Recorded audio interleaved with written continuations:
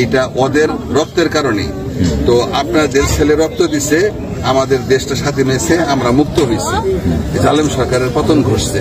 তা আমরা ইনশাল্লাহ কেবলই বাইরে হয়েছি, আমরা ক্ষমতায় এখনো আসি নাই।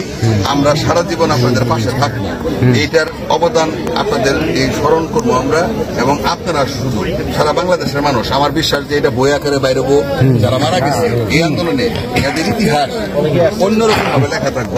ঢাকা থেকেও নেতারা খোঁজ নিতেছে না, খোঁজ নেবো। সারা জীবন আপনাদের পাশে থাকবো। রাজনীতি আমরা যে যাই করি না কেন, আপনাদের এই আত্মত্যাগ আপনার পরিবারের, এটা কোনোদিন আমরা কেউ ভুলতে পারবো না। এটা ভুললে জাতীয় আমাদের ক্ষমা করবো না। তা ইনশাল্লাহ আমাদের সামনে দিনগুলো ভালো হলে পরে আবারও দাঁড়াবো। হ্যাঁ, আর আমাদের নেতা তারেক রহমান সাহেব উনি আন্দোলনের আগেও নির্দেশ দিছে আপনাদের পাশে দাঁড়ানোর জন্য। আর যারা নিহত আহত হয়েছে, প্রথম আমাদের নির্দেশনা যে আপনাদের পাশে আইসা, তারেক রহমান সাহেবের আমাদের নেতার নির্দেশ, আপনাদের পাশে আইসা দাঁড়ানো।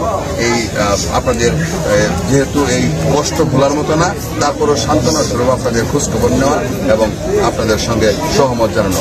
তো আমাদের নেতা জনাব তারেক রহমান সাহেব আমাদেরকে পাঠিয়েছে আপনাদের খোঁজখবর নেওয়ার জন্য।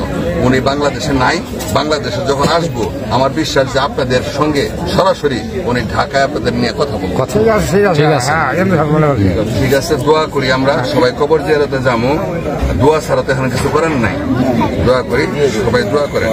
আর ওই তো আপনাদের পরিবারের ভরসা ছিল, আমাদের ওরকম কোনো প্রস্তুতিও নাই।